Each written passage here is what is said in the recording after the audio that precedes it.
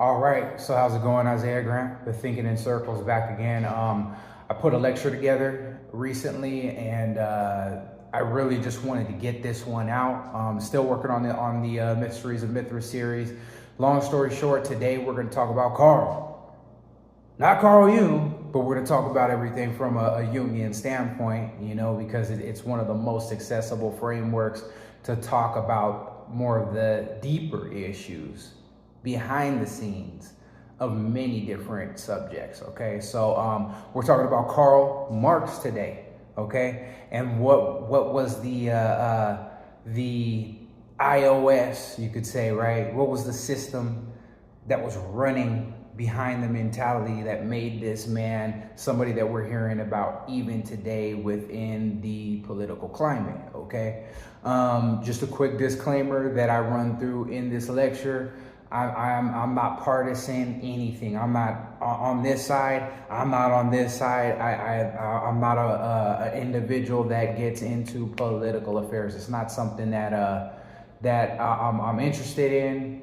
At the end of the day, though, I just was listening quite a while back to a lecture that involved Jordan Peterson and another individual, where they were reading off a portion of a letter that was written to Karl Marx, which happened to be by his father. We're going to get into that. And there is a misconception and misunderstanding, a grave misunderstanding, that comes from the way that we are projecting certain meanings upon old words. And it's amazing because we'll take old words from the past, we'll take our understanding of what that word means now because of how our mentalities have been tainted by moral interpretations and things of those natures. And what we'll do is we'll project that right on top of something and get a totally different meaning. And the meaning, which you'll see in this lecture, is going to bring out something for you that still exists today, a way into understanding yourself, your telos, where you're headed for your life, you know, your destiny, you know, and how this unfolds in fates. It's going to allow you a way to refocus back onto that path that we all have a linking to. However, we're not really, a lot of us are really not taking that path, and we're suffering for it. And we're taking lesser paths that have been created for us by individuals that know how to plot these things and keep us linked to them through moral understandings. Okay, which is what keeps society together. Morals are great things. They keep society together. They keep things moving. They keep us all moving as one. But you have to ask yourself too, are my peers really my peers? Peer meaning equal. Are the people that I consider equal, people that I consider, you know, comrades, right next to the side of me or whatever, right? Are they really your equals, or does the self have a calling for you that is something that is totally other than the groups to which you belong?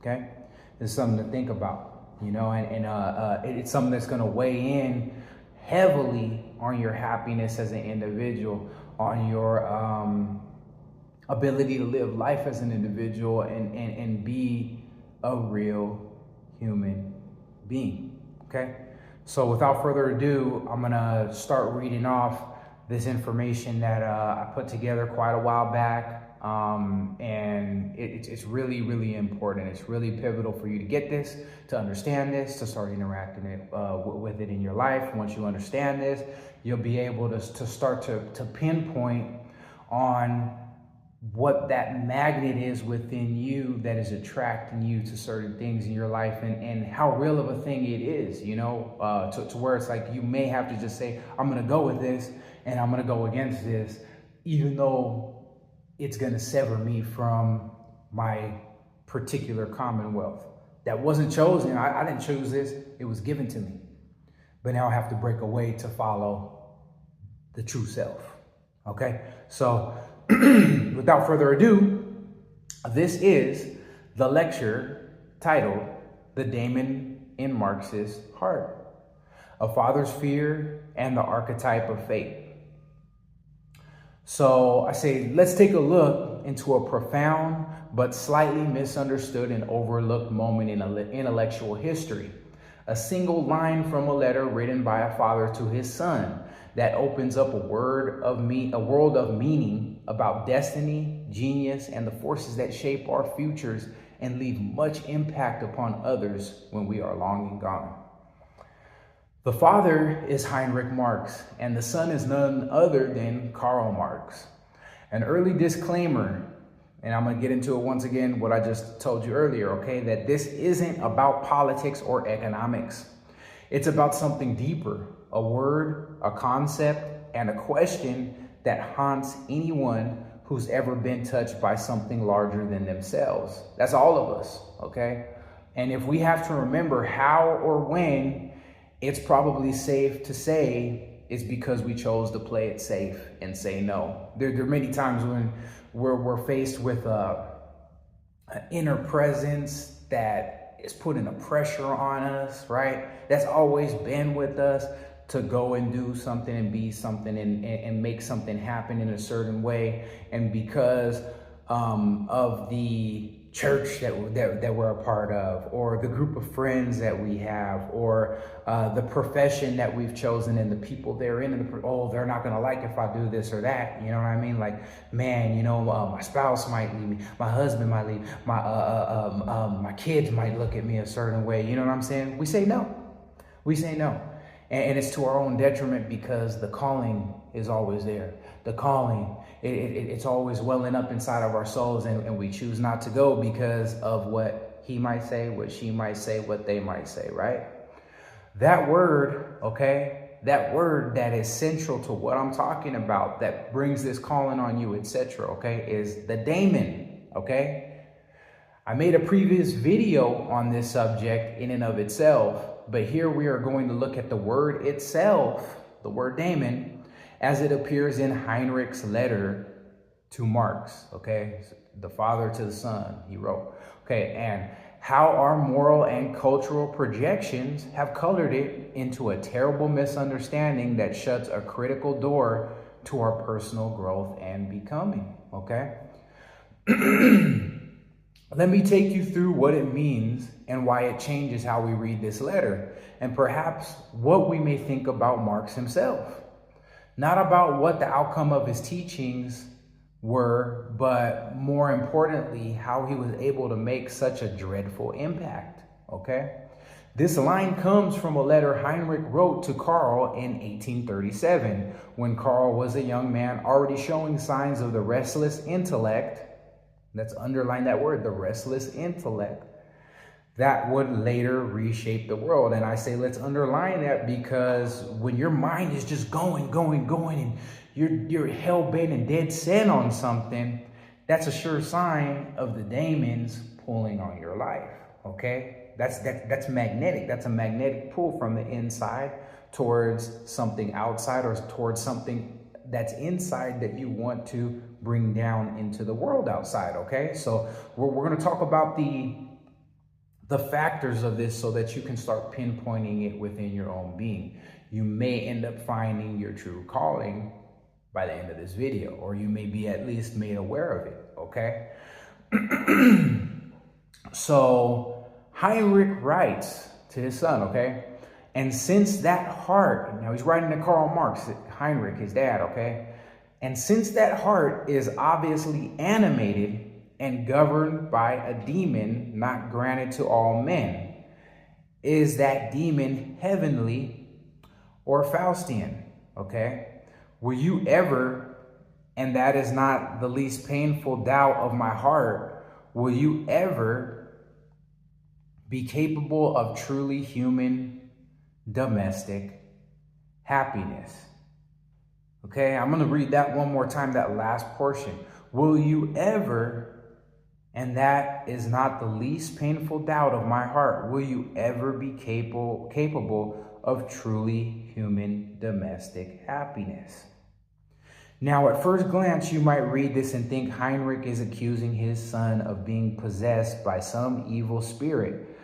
After all, the word demon in English carries a heavy Christian baggage. Images of devils, temptation, and moral ruin.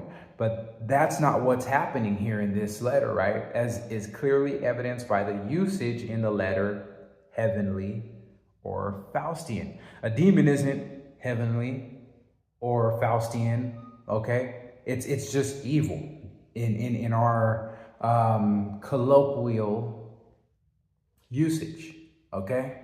And it's been colored that way because of Christianity and Roman Catholicism, okay?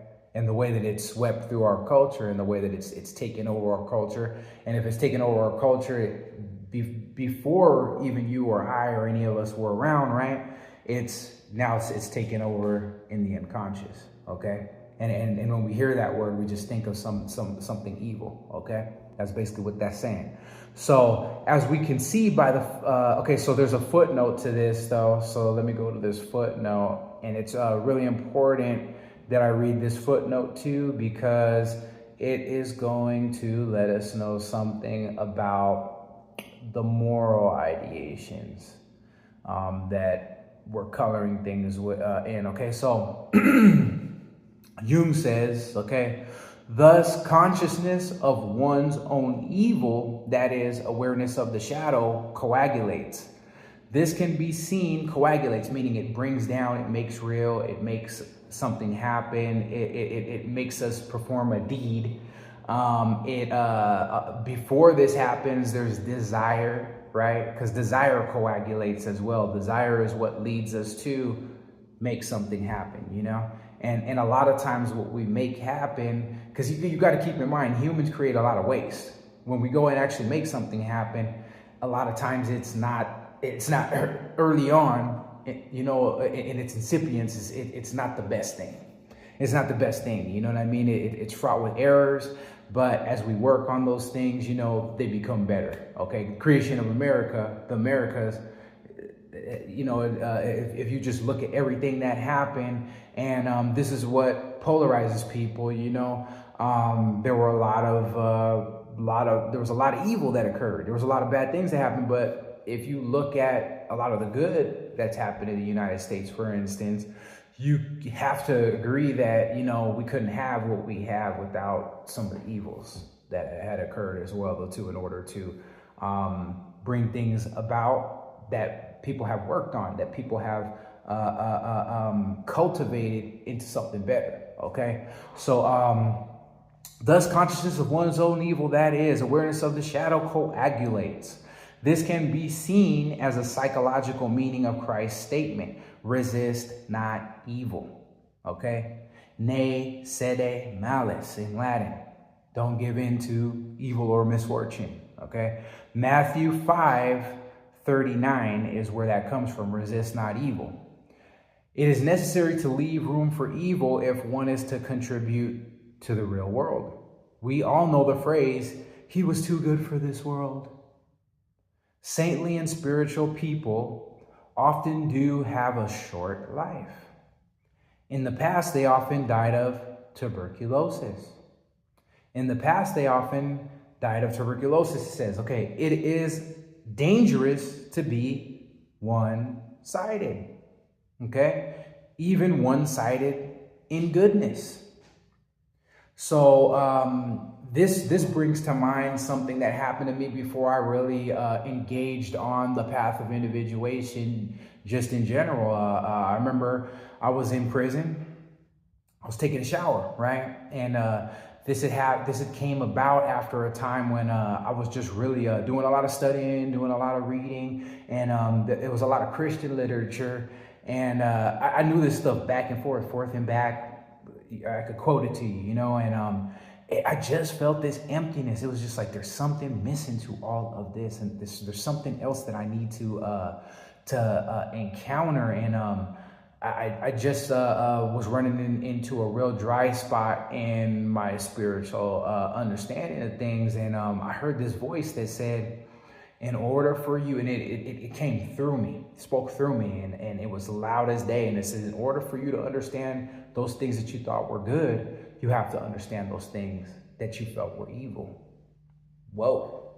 And I said, in the name of Jesus. I thought it was a demon again, okay? Here we encounter this word. In the name of Jesus, I rebuke you, Satan, is what I said. But I felt that rebuke that I sent out, it fell back on me, okay? And I felt bad. I felt bad. I felt like I had spoken to almost like God himself, or itself, if you will, in a negative way. And that's how I knew that mandate was a real mandate for me to follow. And here I am today, okay? So we're going to go back now to where we had pulled from that footnote. And we're going to continue reading from our lecture. So as we can see by the footnote that was just read, morals do not lead into an increase in consciousness. And we must realize that morals came about as a fall away from God or self-consciousness.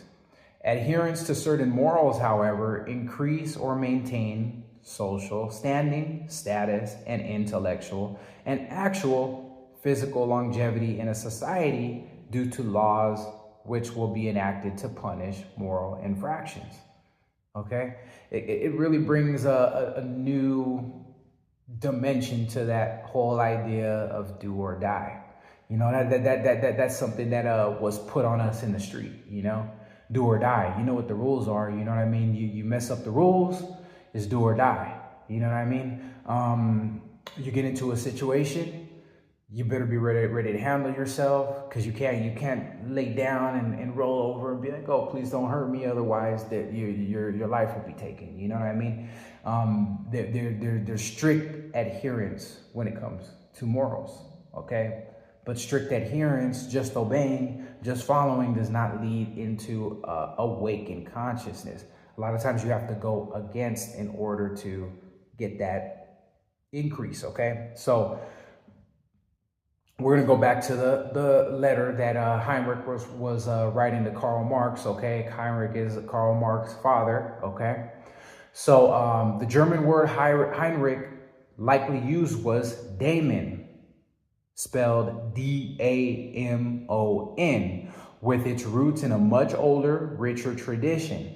In 19th century Germany, especially among educated men like Heinrich, Daemon didn't just mean a malevolent spirit. This word hovered in a liminal etymological space, drawing on both the ancient Greek idea of the Daemon, D-A-I-M-O-N, which was the equivalent to the shadow of Goethe's Faust, okay? A figure who bargained his soul in exchange for forbidden knowledge. Let me just downgrade the resolution a bit here for you, because it's the key to understanding everything, okay? First, let's go back to the Greeks. In ancient Greece, a daemon wasn't inherently good or evil. It was a guiding force, a mover of fate, something that linked a human soul to the cosmic order. Okay, this is a bigger idea than, oh, you know, a demon with horns, you know, that pokes you in the behind with a damn pitchfork. You know, no, this was something that linked you to the divine, to your source. Okay, the church came in and made it the demon with the horns, with the pitchfork, with the curly mustache, all red. You know what I'm saying? So this is something to think about right here, because it weighs in on a bridge to yourself that has been burned down by Catholics and Protestants long ago, before you were around. Now it's found in the unconscious, okay? As a block in that bridge that was once open, okay? So let's go back to the Greeks. In ancient Greek, a daemon wasn't inherently good or evil. It was a guiding force, a mover of fate, something that linked the human soul to the cosmic order. I repeat, the word comes from Proto-Indo-European roots. Da, meaning to divide or allot, as in allotting one's fate, and mon, Proto-Indo-European mon, tied to mind, thought, or being stirred, okay? States of mind as well, though, too. I'm gonna throw those up on the screen. That way you can look at one side by side, okay? That way you can see how this word has come together and how it has actually been distorted through time and even within the understanding of this letter currently. I mean, I love Jordan Peterson to death. I love a lot of these individuals that are putting out videos, but at the end of the day, even they missed it. I was like, wait a minute, man, you guys are basically coming from the Judeo-Christian and the Roman Catholic standpoint on what was actually really being said in this message to the son, and then the rich understanding of what the Daemon actually is. You guys are blundering this one. You know what I'm saying? And I'm going to leave that link in the description. That way you guys can go back and fact check and look at this video, because you'll see how not just with this word, but many other words, we're receiving a misguided understanding of what things actually mean. You see what I'm saying? That's why it's of the utmost importance to get into etymology, so you can start seeing, like, you know, how we're being hoodwinked on the understanding of what certain things mean sometimes, and sometimes in good faith of the individuals that are bringing you the knowledge, because sometimes they don't even know that, because they're not going into these books. Okay, so a daemon is literally the force that stirs your mind towards your destiny. Okay, think of Socrates, who famously spoke of his daemonian. Same word, daemon, with an I-O-N at the end, okay? His daemonian, a kind of inner voice that didn't tell him what to do, but what not to do, steering him away from danger or folly. This almost is like the conscience, okay? Like Jiminy Cricket to Pinocchio, okay? So it steered him away from danger or folly. Socrates. It was protective, almost angelic, but not moral in the way we think of morality today. It was above that, above good and evil, right? It was above that. It was about purpose, about telos. Telos meaning the end towards which your life is aimed.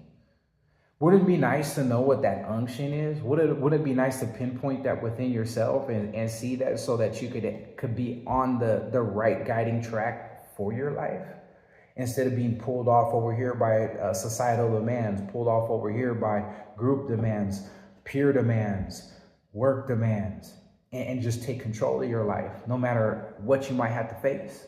Okay, so now let's quickly go back to Heinrich's letter. When he says Karl's heart is governed by a daemon, he's not calling his son evil or recognizing his son's actions from the standpoint of our contemporary societal views of such a word.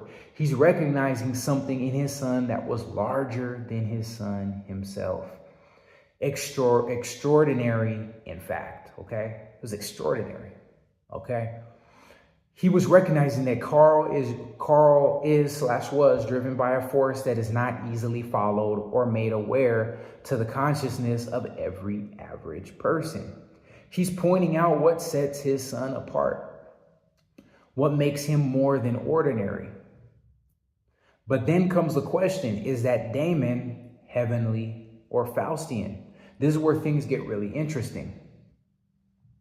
How to dispel this dichotomy of heavenly and Faustian. A heavenly daemon would be a guiding force that lifts you towards something divine.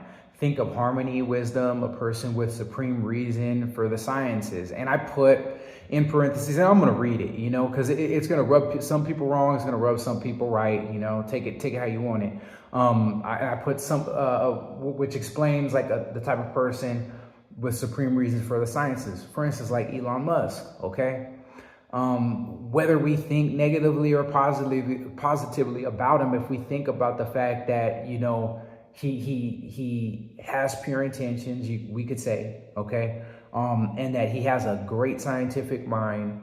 He's been able to make leaps and bounds for the whole of society within the sphere of electronics and electronic prowess. We wouldn't have artificial intelligence, for instance, without him. A lot of these self-driving cars that were supported by individuals that are on the opposite side of his political standing at this time helped fund to put those Teslas together. You know what I mean? To put cars out that were cleaner and that were more fuel efficient, okay? And now he's demonized, you know, but he's also following his Daemon. And it has a grand place in this time through his mind, okay? So this is really something to think about. We all have something that longs and presses upon us to gain expression into our world today.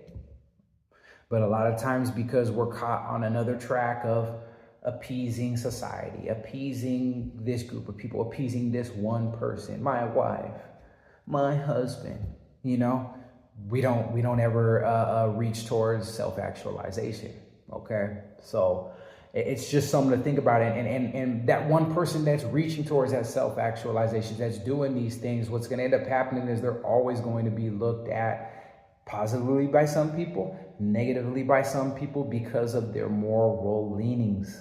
Do you not see why now morals don't lead to an increase in consciousness?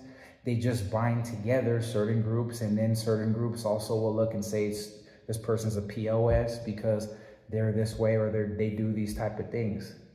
They're practically worthless in individuation, in the idea of individuation. And keep in mind the Daemon itself, angels and demons, even in the latter understanding, they were blind forces.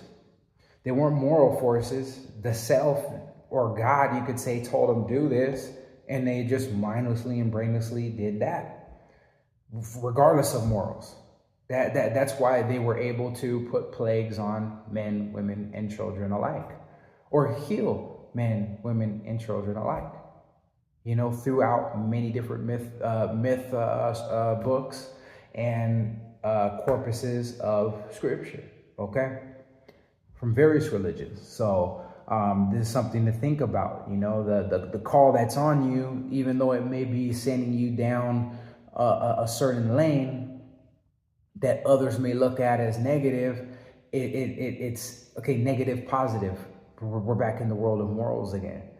You know, maybe you're here to, and not maybe, you are here. Everybody's here to do a certain thing. And you got to keep in mind, there are certain classes of angels, classes of daemons or demons, you know, as have been understood in the past, prior to Christianity and Protestant understandings and Roman Catholicism and everything. There's hierarchies. There's reasons for their existence and for their impulses that they place upon us to do this, that, these, or the others, okay? We just have a choice. And that choice we either suffer for because we've done what the bidding is, and we suffer, but we end up getting to the end of our telos, or we end up suffering because we cower in fear and choose not to do what it is that we were supposed to do, even though it was probably going to bring on more suffering anyways. Life is suffering. Life is pain. And I've come to find that the secret to life, the secret to actually gaining and attaining the most out of life, is to embrace suffering.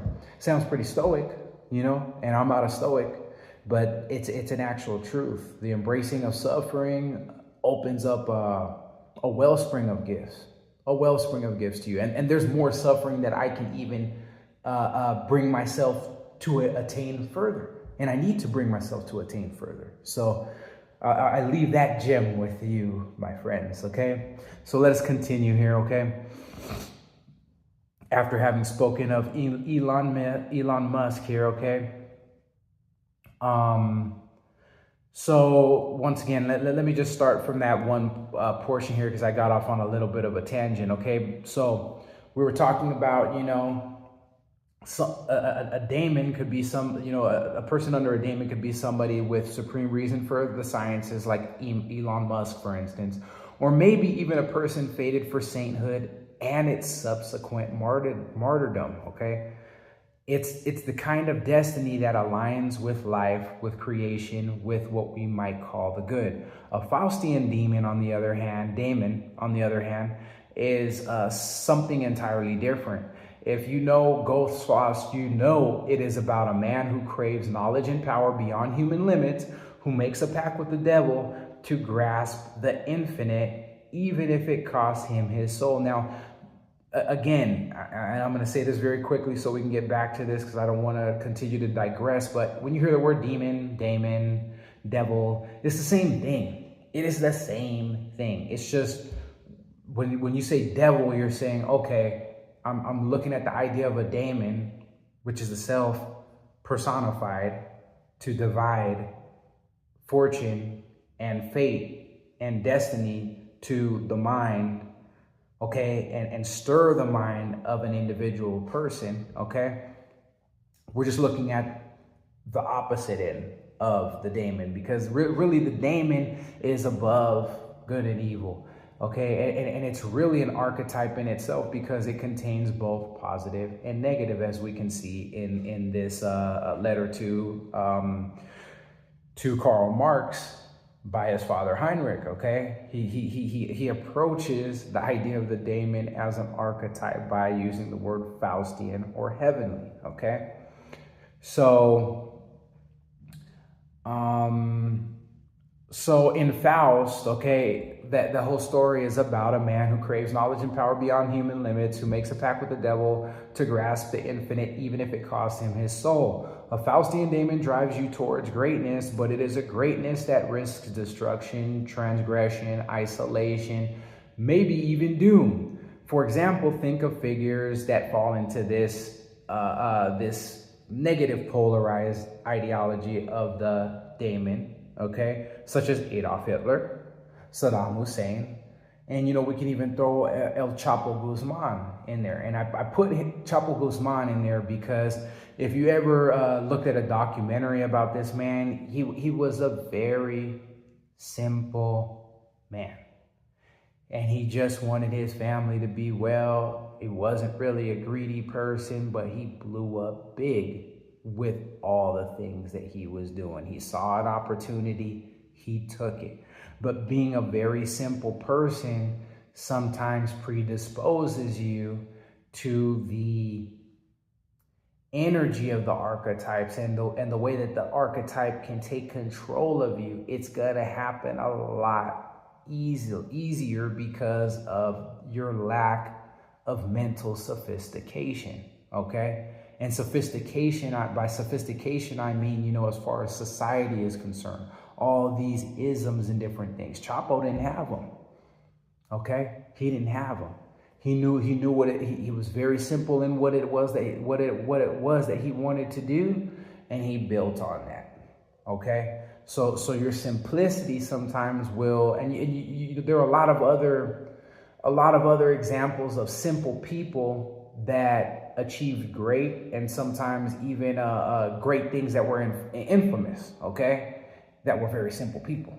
And definitely you could tell that they were under the direct line and guidance of their divine daemon, okay? So this daemon idea, this Faustian daemon idea, is Promethean. It's basically stealing fire from the gods, knowing full well that you might get burned for it, okay?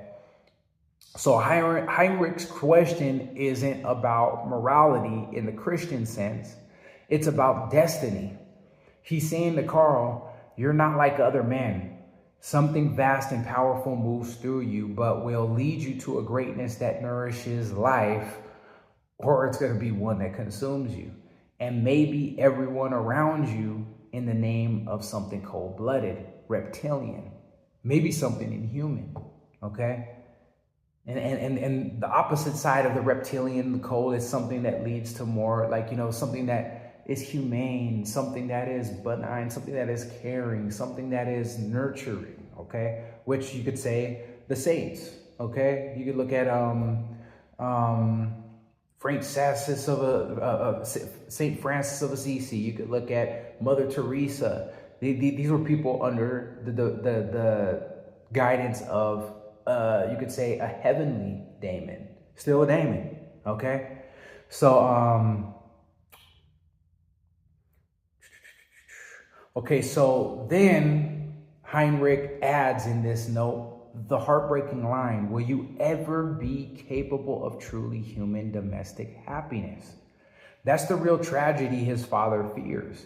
Not that Karl will be evil, but that his force, this daemon, will pull him so far from the ordinary joys of family love and belonging that he'll never find his way back. Okay, now here's where it gets more complicated, and this is a critical point, and on which I make this observation. The word daemon in Heinrich's time was already tangled up in a web of cultural and religious baggage, much like many of the terminologies we misunderstand and use are as well in this time. And I spoke earlier about this. I'm telling you what I told you before. I'm telling it to you again. That way we can concretize this understanding, okay? So Christianity, especially in Protestant and Catholic Europe, had spent centuries reshaping the neutral, fate-guiding daemon of the Greeks into the demon of moral evil. By the 19th century, even a secular-leaning man like Heinrich, who was born Jewish but converted to Lutheranism for practical reasons, couldn't entirely escape that shadow. The Christian lens demonized anything that hinted at power beyond human control, anything that wasn't clearly aligned with God's will or the will of the church, which was steeped firmly into the politics of those days, more so than it is now, okay? It had a stronghold. The grip is about like this right now, okay? It's kind of blown out. So when Heinrich writes Daemon, he's deliberately choosing a word that is ambiguous, that carries both the classical sense of a guiding genius and the Christian undertone of something potentially dangerous. And per the time in which the word was written and used, it would have had this exact effect, okay? And for late readers, especially those steeped in a moralizing worldview, it's all too easy to misread this as Heinrich calling his son a monster. Understanding this ambiguity is critical now, you may see. But Heinrich was no dogmatic preacher. He was the product of the Enlightenment, steeped in rationalism, and he lived in a Germany obsessed with romantic ideas of fate, genius, and the inner spark that drives great men. He was likely thinking of Goethe, whose Faust was the cultural touchstone of the era. So when he asks if Karl's Daemon is heavenly or Faustian, he's not just worried about his son's soul in a religious sense. He's worried about his humanity. Can someone possessed by such a force that might be archetypal, beyond good and evil, ever live a simple, grounded life again? On a personal note, amidst all the changes I have made outwardly due to inner awarenesses brought about by my very own Daemon, I wonder of myself the very same thing. But I know that what I have lost leads me towards the destiny I must gain, sadly, of which this host, my body, must carry the burden of. Okay? I suffer for the zeal that I have within me, the pressure I have, the pressings I have within me that cause me and that urge me to do certain things. And when I do them, I mean, even though it hurts me physically sometimes, even though it will put me in danger or peril, I feel so much joy and happiness for having done those things. But when I don't do it, I suffer. I suffer when I choose not to do what the bidding of my Daemon is. Okay, so angels, demons, daemons, archetypes, classes, and types of people all have their evident hierarchies. Okay, and I'm gonna insert a map to show you some of the examples of what these hierarchies look like. Because these also, if you look at these as daemons, whether they're heavenly or whether they're Faustian or whatever, okay, you'll see that these are also linked to types of people, okay? And each of these would fall into, you could say, a Sephiroth on the tree of life, a classification and a categorizational method. They would all fall into one of those, okay? And each of those Sephiroth too, oh, and I'm giving up too much game now, maybe. but I'm going to do it because I love you guys. So these are also political types. These are also people. These are also worldviews. And this is why we all war against one another. This is why some of us gravitate towards one another. And this struggle amidst the polarities because of these forces and because of how they crystallize into political followings, ways and ideologies, ways of seeing things, ways of being. Okay? The reason why there's a clash and a struggle on one side and the other is what keeps this world going together as it is. Otherwise, things would lay so flat that nobody would even want to be alive anymore. There would be no reason for living. That would be the utopia that people want. That would be the state of paradise, and that's why paradise was fallen from. What does even paradise mean? Let's throw that back out there again. Paradise means a walled garden, right? Build a wall, build a wall, you know? Let's make paradise again, utopia. But it's no place to be found. Utopia means a place that is you can't find it. It's a no place to be found. And we have to understand that the poles that are found within the idea of the daemon, and it's not just an idea, it's a reality, is what's keeping things going. It's what's keeping people battling. It's what's keeping things competitive. Is what, and that competition is what brings about new ideas. It's what brings about culture. It's what brings about happenings so that life doesn't just sit fallow and flat. So these are some real big things to think about, and it's almost a mystery in and of itself that I'm throwing out here before you, okay? So excuse the past digression here, okay? But let me take this a step further, because this idea of the daemon, this idea of the daemon isn't just about Karl Marx. It's about all of us who feel that we're called by something larger than ourselves. In Jungian psychology, we might say the daemon is an archetype pressed into flesh, and it is. And an archetype has what? Both polarities in it, positive and negative. That's what makes an archetype, okay? And it's a pattern, but it contains both things inside of it. It contains its opposites, okay? So the daemon, we could say, is an archetype pressed into flesh, a universal pattern of meaning that takes hold of an individual and shapes their life. When an archetype grips you, whether it's the hero, the prophet, the destroyer, it gives you power, but it also isolates you. It pulls you out of the ordinary world. This is why genius, and I'm going to put something on the screen about the descriptions of the word genius, because genius and daemon is basically the same thing. Basically the same thing. So in a nutshell, if we thought about all the ideas of daemon that we just gained here, and also all the ideas of genius, okay, and what we think about geniuses, you got geniuses that put together Nobel Prize winning inventions, and then you have geniuses that are like the mad scientists that are, you know, creating golems and Frankenstein and stuff like that, you know. So there's one and the same thing here, okay? So this is why geniuses, or why genius so often comes up with madness, loneliness, or ruin. Not because geniuses are bad, but because the daemon is a moral. And I got to say it slow. A moral, meaning without morals. It's above the realm of morals. In the Hebrew Kabbalah, you'll see that the realm of morals, okay, or what they call Olam HaMargash, okay, it starts it right there in Tiferet.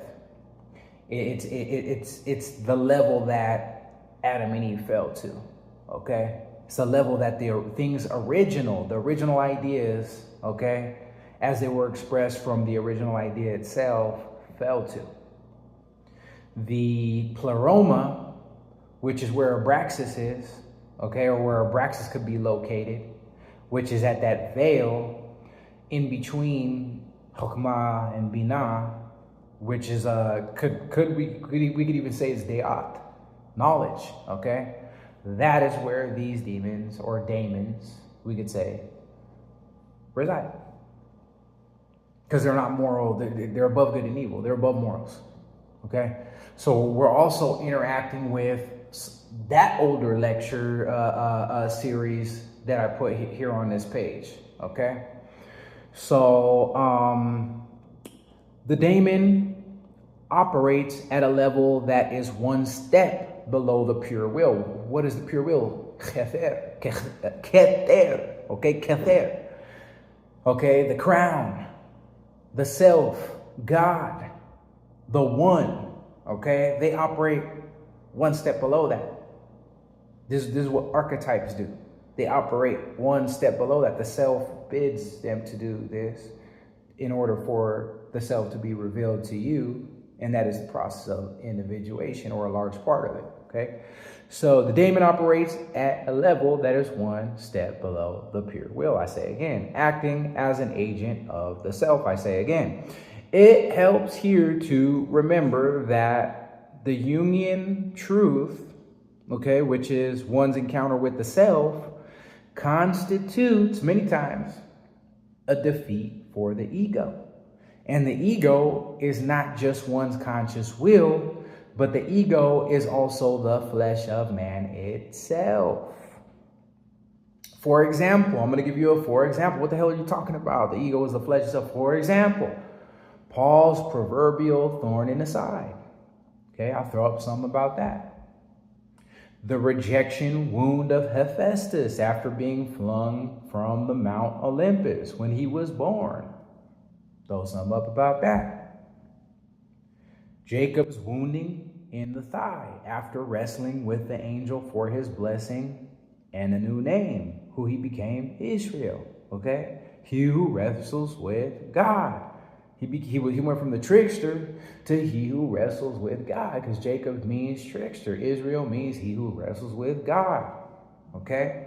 You want a new name? You want a new life? You want to become something? It's going to cause you pain. It's going to cause you suffering. It's going to cause you to go through things you never knew. But that's what it's like, following the unction of the self via the daemon.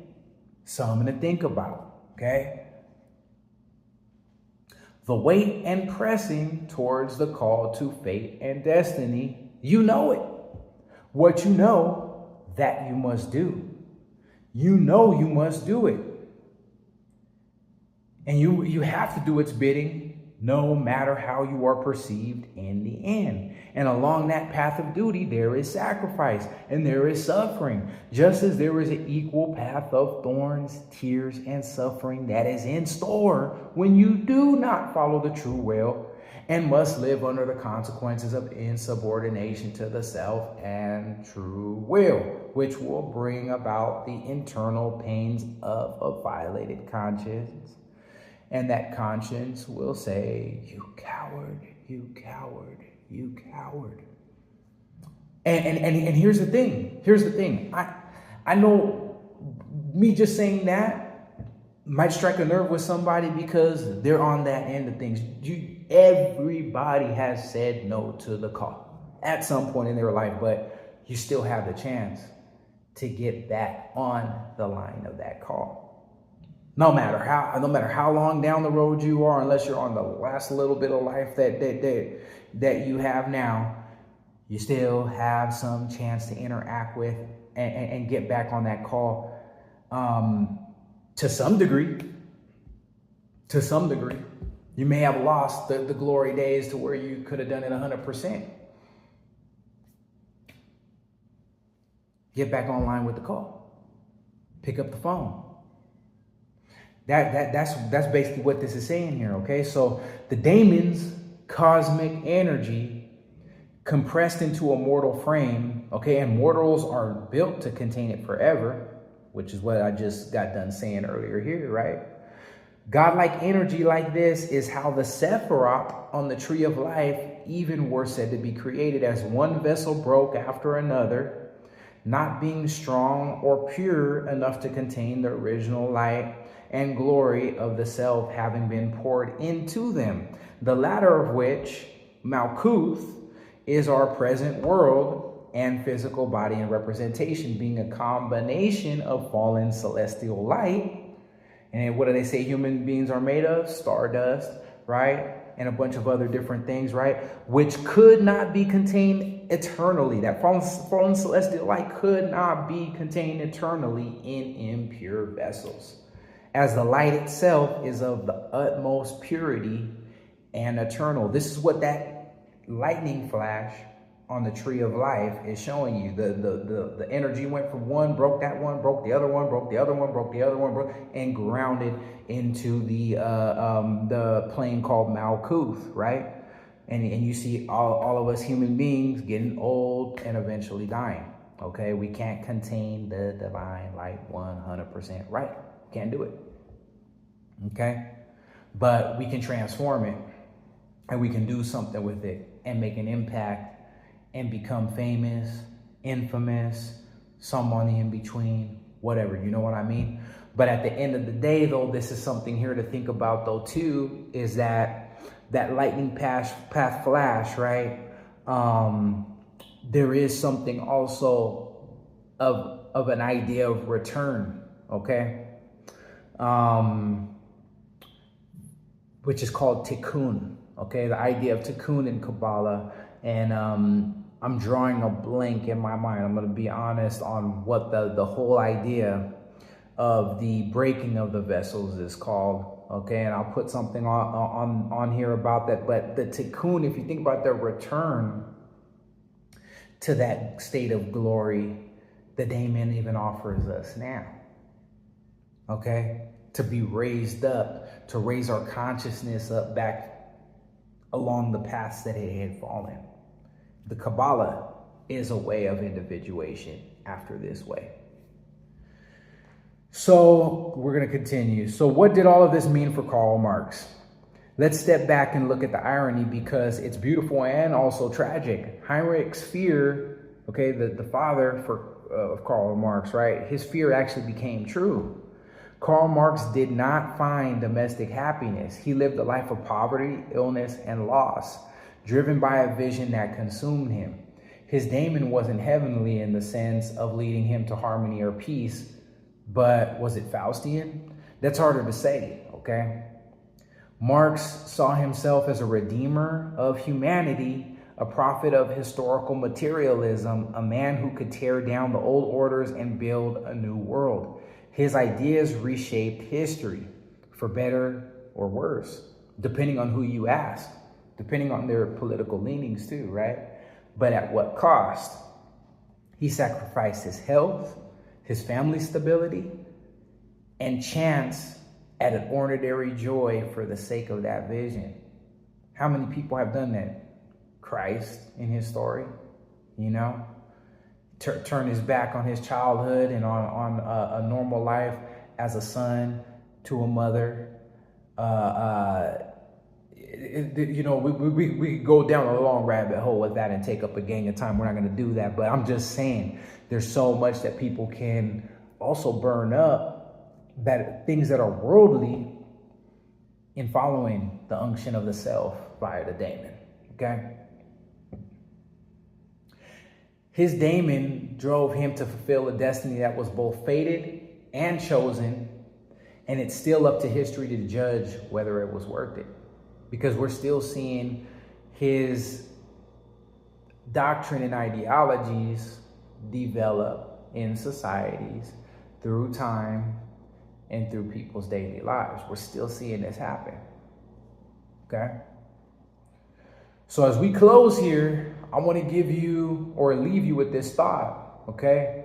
The Daemon isn't just a relic of ancient philosophy or romantic literature.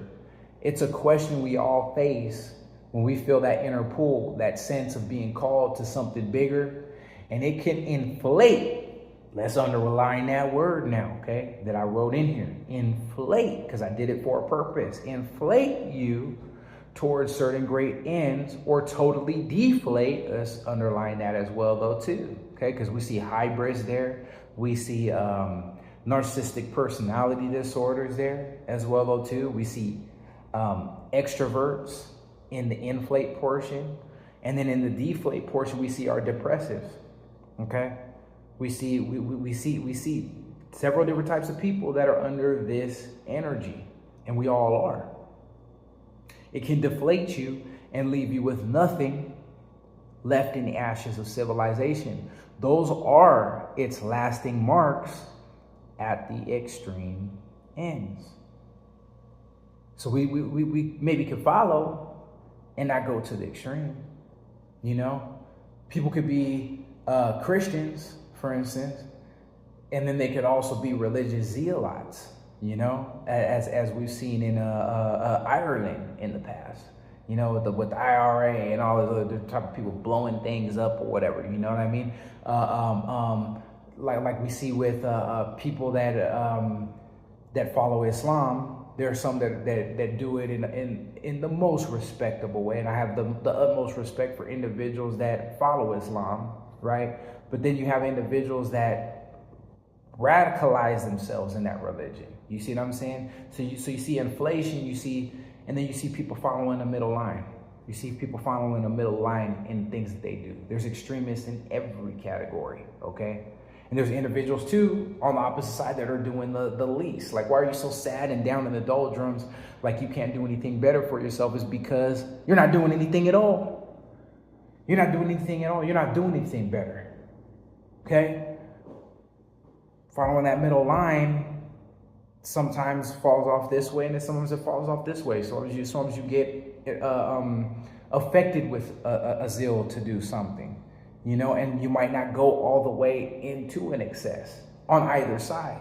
Sometimes you feel like you're doing a little bit too less, sometimes you actually are, and you know you are, and you have to bring yourself back to the middle. The middle path, I believe, is the healthiest path. But sometimes the Daemon is pushing on you and saying, hey, you need to go a little bit closer to this pole.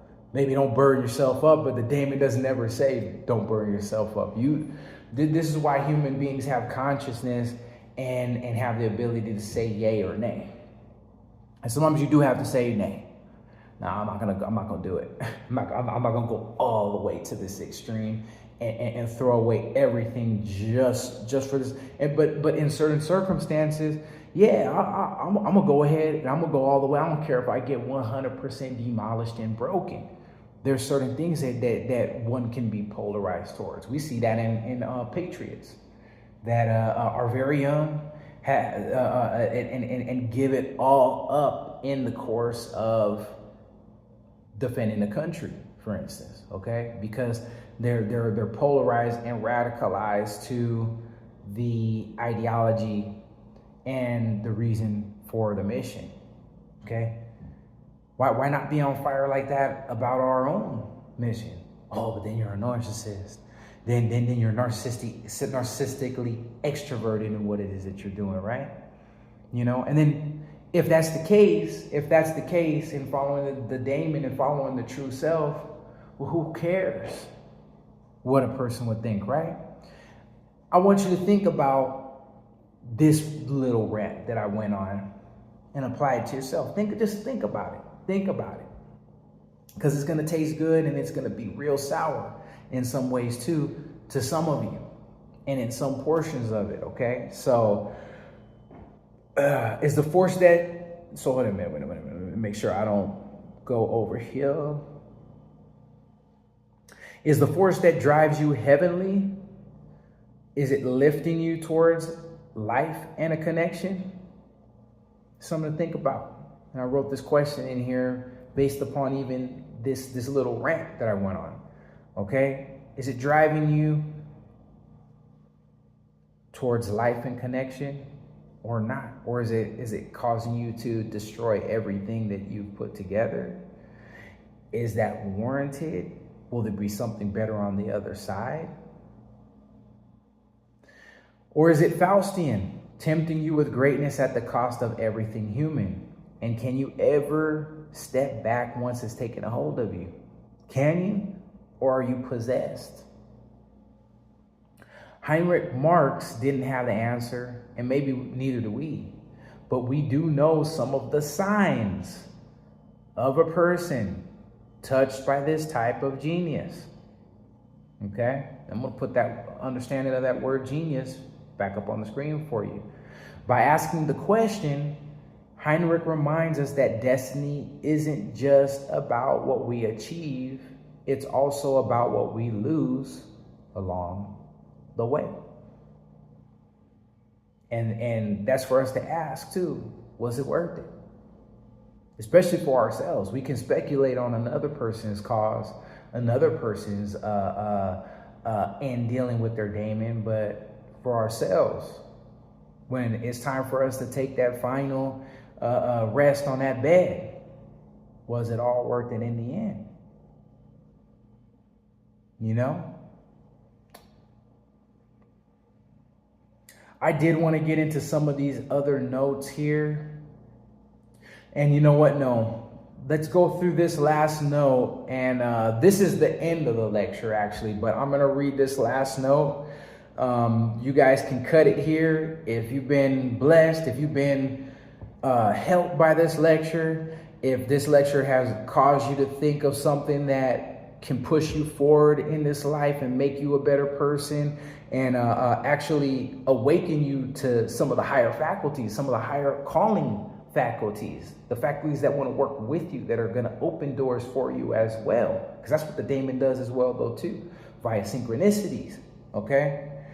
If this has helped you, give me a like, give me a subscribe, give me a share it to a psychological, discussion forum, share it with your friend that's sitting down playing video games all day, but you sense when you talk to him, there's something else brewing up in there, and he might need it, or she might need to do a little bit something better with his or her life, whatever.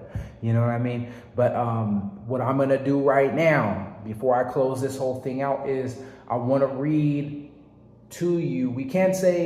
I want to read to you what the Rosarian Philosophorum woodcut would be that could help you to look into a little bit of an understanding from that perspective, from the standpoint of the system of the Rosarian Philosophorum. You can stay here for that, or you can take what I just gave you right there. That was a pretty decent chunk, and all of it that was said for this hour, trust me, was necessary. Okay, very, very necessary. So what I want to do, and I'm going to forego this other notation because I just want to make sure that we just get into the marrow of the Rosarian Philosophorum stuff, because it's very important, especially for those of us that have looked into Jung's psychology of the transference, okay, which talks about the Rosarian woodcuts. Edward F. Edinger's Mystery of the Conjunctio, that's where this is actually going to come from as well, though, too. And the Anatomy of the Psyche by Edward F. Edinger as well, though, too. These are 3 books that really, really, really open up the understanding of this system that allows us not only to interpret dreams via these pictures, because we all dream about all these pictures and their meanings, but we get to see also, too, what some of the prophetic attributes of these dream images are as well, though, too. And what we're talking about here, okay, links directly to this, and I'm going to read the note, okay? The emergence of consciousness, far from being a triumph, is painted in the Bible as being a tragic failure, okay? This, after all, is not seen as the rise of man, but it's the fall of man, okay? And this is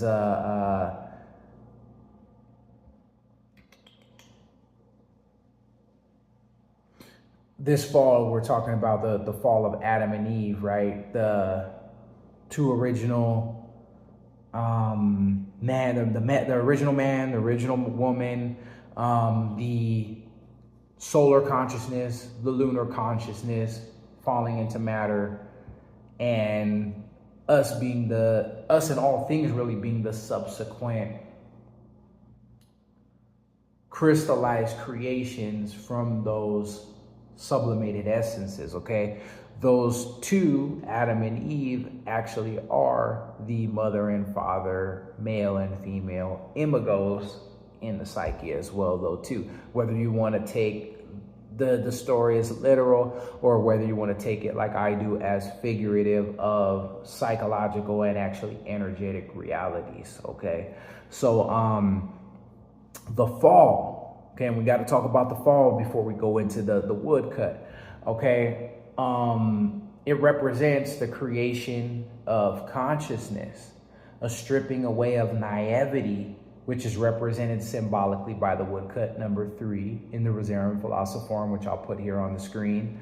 Okay, and in the Rosarium Philosophorum book, okay, a book on that, called The Mystery of the Conjunctio, Edward F. Edinger states of this woodcut, he says, let's consider what picture 3 might mean in terms of the 3 modes of experience. First, within an individual, it would indicate that the opposites have been constellated and consciously engaged, and that there has been a commitment to a particular enterprise.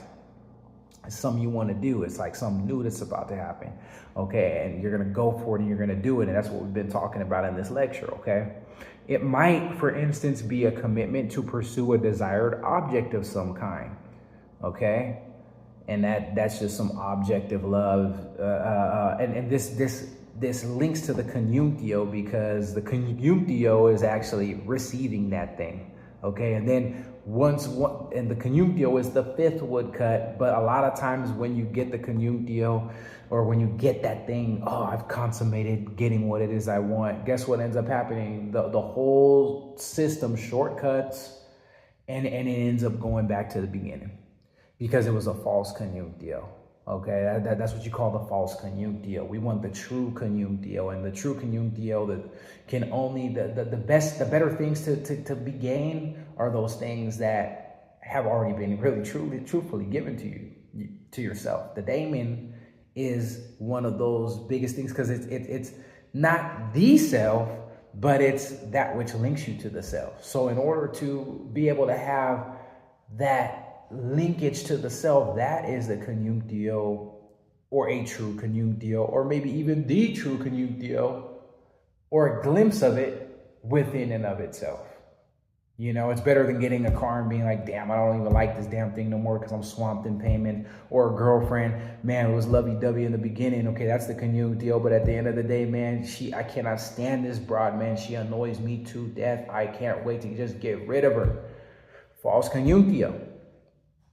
Okay, and the list could go on and on and on and on and on. Oh yeah, man, I'm a millionaire or whatever. Now I got all these damn taxes. You know what I'm saying? I can't buy enough.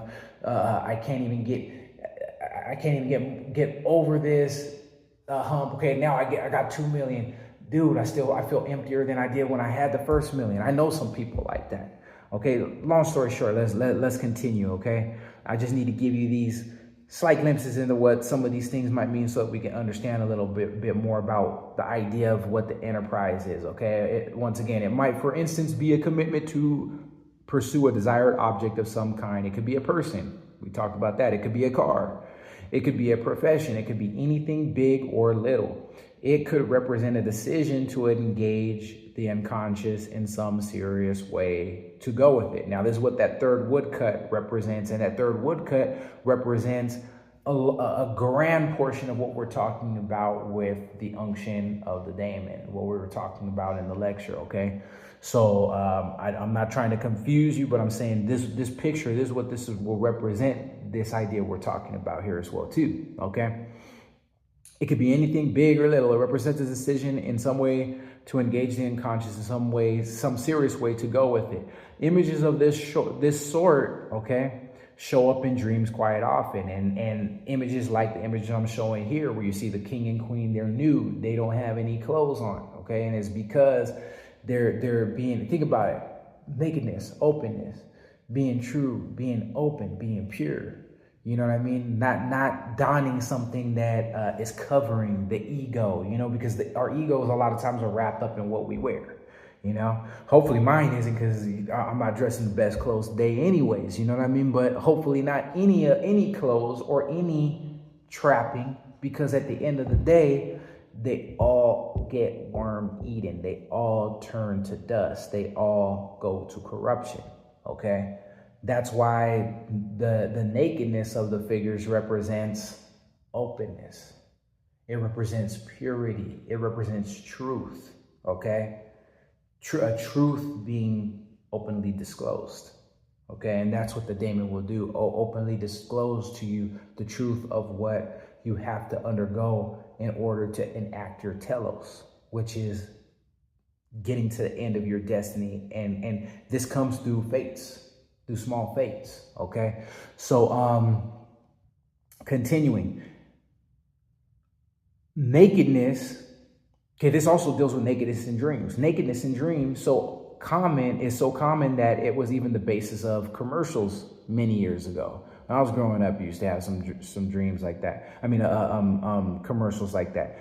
Okay, so such dreams of nakedness in a situation remind the person, wait a minute, did you really intend to embark on this process? Or have you just blundered into it by a mistake, for instance? If it's a blunder, get your clothes back on, put your egoic defenses back up.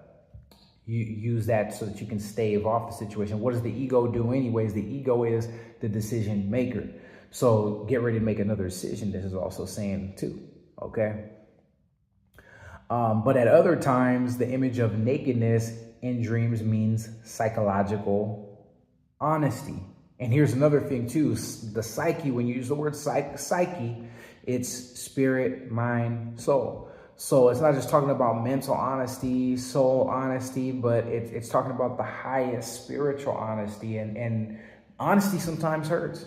The Daemon's unctions, the Daemon's callings and requirements of you, it can hurt, okay? So all pretenses have been stripped away, and the process is going to proceed in earnest. That's what this third woodcut represents, because the second woodcut, the king and queen, Regina and Rex, okay, which is the queen and king, were clothed. They're taking the clothes off so that they can dip into the bath, okay, which is the fourth position in the Rosarian Philosophorum system, okay? And then after the bath, the conjunctio, okay? That's the next portion. So you can see that they're leading to a unity of opposites, but this is the first, this would represent your coming to an understanding of the unction of the Daemon, receiving the call, and the next step would be the unification process with it, with the call, the goal, what it is that it is pushing you to do, that it is pressing you to do. You see what I'm saying? And then in doing so, unifying with that and becoming one with it, and then seeing what comes out of it as a life cause. And if it is a true conjunctio, at the end of all of it, you'll get the rebus, and everything you touch around you will be a byproduct of that call, that initial call. And that initial call before woodcut 3, before woodcut 2, we see that it's flowing. It's all through you. It's in you. That star that's constellated is the transpersonal. It is of the transpersonal. The self is bringing it upon you. Okay?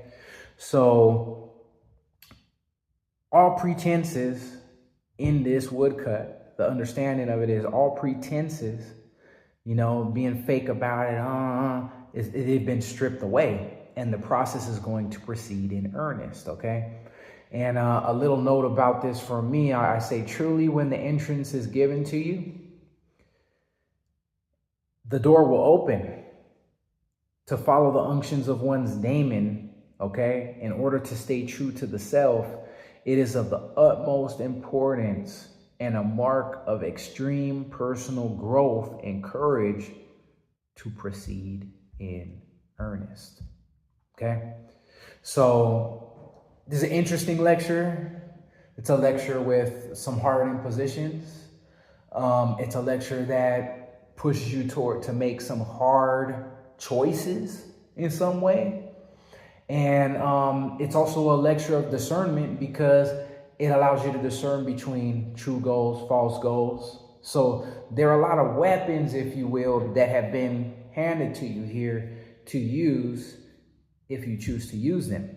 Okay, we can sit here and look over the fence and not really proceed in earnest. We can just look over and not, really dive in and delve into what's actually really this is talking about. Okay, that's each and every one of our choices. But the Daemon is throwing out the call to both me and to both you, and it's a beautiful journey. It makes of life a grand, heroic journey to invest in it and to invest in it truly with one's all. Okay, I'm just going to leave it at this here. That those are the last of the footnotes that I am going to read and that I want to read here for this situation, because we have said enough and we have covered a topic that most probably wouldn't even be able to cover in this amount of time. Okay, and this succinctly with examples from others' lives, with examples from myth, with examples from scripture. Okay. And really the truth of the matter is, and I'm going to leave you with this and just sign off, is that the example is glaring from the inside of you out. You're aware of it. I'm aware of it. And even after having given this to you guys, I'm so amped up. I'm so fired up. I'm going to move forward and towards a lot more of my goals, as I must today, because I have been following the unctions of my Daemon. Okay, continue forward, my friends. Much love, much respect. I love and care about all of you, and I just want to put that out there to you. Those of you that have opened yourselves, that have exercised that trade openness enough to gain and glean something off of what it is that I prepared for you. So until the next time, it's Isaiah Grant, thinking in circles. I'm out of here.